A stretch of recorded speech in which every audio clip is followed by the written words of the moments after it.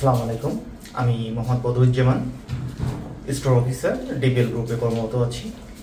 আমি বিএইচএমে এখান থেকে সাপ্লাই চেইন সম্বন্ধে মানে নিজের সেলফ স্কিল ডেভেলপমেন্টের জন্য এখানে আসছি এবং এখান থেকে আমাদের ইনভেন্টরি, আপনার প্রকুরমেন্ট, তারপর লজিস্টিক্স, তারপরে আপনার এই সাপ্লাই চেইন ম্যানেজমেন্ট সম্বন্ধে বেশ কিছু অজানা তথ্য যে জানছি এবং এটা প্রতিনিয়ত আমাদের ওয়ারহাউস ম্যানেজমেন্ট বা স্টোর ম্যানেজমেন্টে এটা প্রতিফলন করতেছে।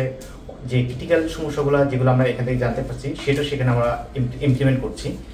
আর এখান থেকে আমি আমার কলিগ যারা আছেন তাদেরকেও আমি উৎসাহিত করতেছি এবং তারাও শিখে যেন তাদের প্রফেশনাল লাইফে যাতে এটা কাজে লাগাতে পারে।